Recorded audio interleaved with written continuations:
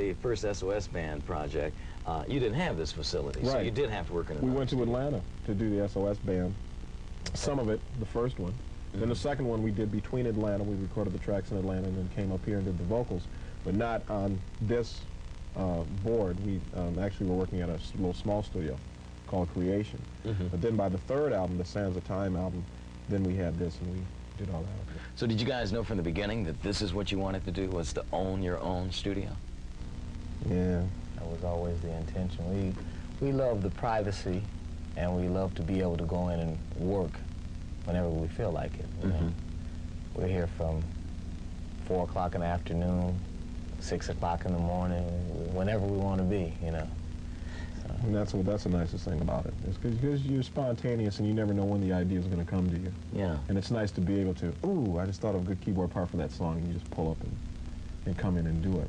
So that's the reason you don't rent it out. I mean, you don't. Right. No one else uses this studio. Just us. It got so good to us that we had to add a second studio. Right. Yeah, Oh, really? Yeah, we put a Studio second B. studio in the back.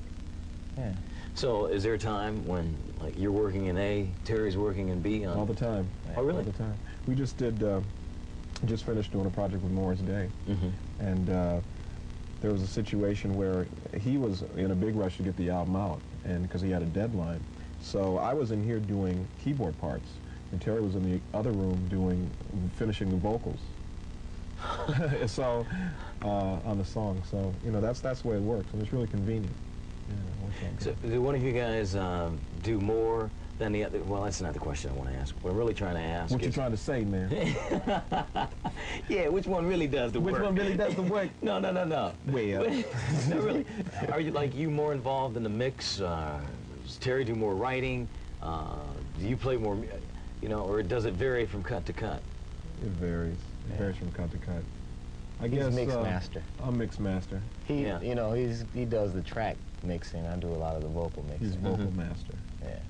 So usually we come in, and actually when we come in, usually Steve Hodge really does all the main mixing. He's the one that hooks all the wires up and does all that kind of stuff. When we come in, we listen to it, and I'm mix master, so I come in and go a couple little things, and it's fine with me. And then vocal master comes in and makes sure the vocals are right. Yeah, Okay. but that's only because he usually cuts all the keyboard tracks, and he knows exactly what he Where they wants are, it to yeah. sound like. Yeah. And I usually end up doing the vocals a lot of times, so I know Good exactly vocal where they coach. are. So it's just like a fact that I hear all the time. People say that they're good engineers for recording vocals. Other engineers are better at recording music. So the same thing applies to producers then. Sure, exactly. And Steve Hodge, our engineer, kind of pulls everything together. I always like to say he's like the polish on the shoe. Like, if we make the shoe, it can be a good shoe, but it's not going to sell unless it's clean and shined. And that's what he does to the mixes, is basically elevate it to that finished product level. Makes everything, makes all our mistakes sound good. Gives us a little sheen. Yeah, give it that sheen. Put a little Afro sheen The on it. sheen. Y'all know about sheen. Yeah. You know. So when you say mix, when you're talking about what the record's actually going to sound like when people hear it on radio stations. Right. That's the final mix. Right. Can you show us how you go about doing a mix? Well, we just happen, since you asked, we just happen to have a tape kind of up. And what I'm going to do is, I'm going to start out with all of these buttons in the off position. And I'm going to explain that we have 24 tracks here. Okay. And the tape that we record on, I can show you later, but it's about this thick. It's real big. 2 inches. Bulky. 2 inches. 2 Thank you. You inches. give them the statistics. We need 2 Big inches. tape. And then you And say, it's 2 inches. thank you. So we have 24 tracks here, 1 through 24. These big white knobs here are nothing but volume control, just like on the stereo. You got a volume control, you turn it up and down. Okay, so that's all that is. And these white buttons here are nothing but on and off switches. So now I'm gonna play a track, Oh yeah. and I'm gonna, The sliders are called faders. what are they called? Faders. Faders. Faders. They're called all right? faders. Like you can fade. You can fade like fade back, fade up, fade. Now I don't hear anything, but okay, here we go.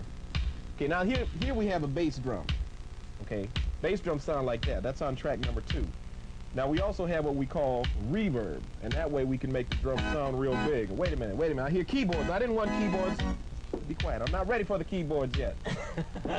Okay, we still on the bass drum. Now we want to put a little reverb on the bass drum, make the bass drum sound real big. Is that too loud? Yeah, it was too loud. We had to turn it down. Oh, I'm sorry. It's all right. Okay, here we go. I'm used to. I can't hear anymore. So we put. Hear that?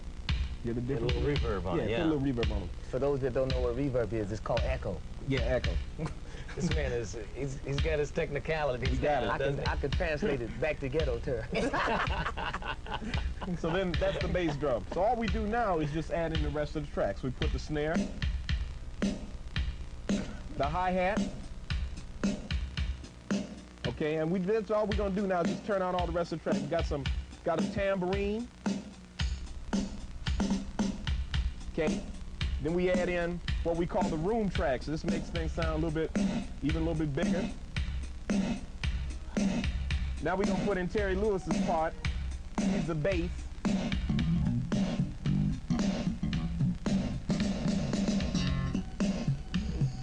And now we groove. And I put a little, Yeah. I played a little synthesizer along with him.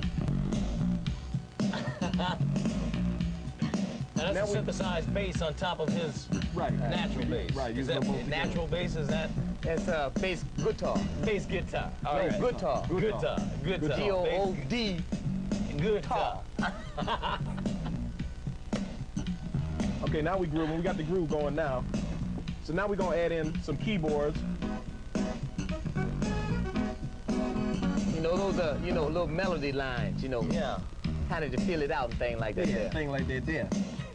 So basically that's all we're doing. Now, all the controls down here, if I want to turn the mix up, like if I want to turn the snare drum up, I can just go like that. Turn it off, And that's all we do. And then once the groove is going,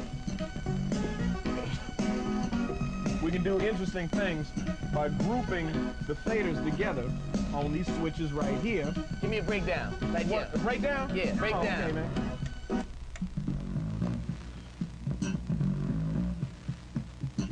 A little bit of keyboard. Little bit keyboards.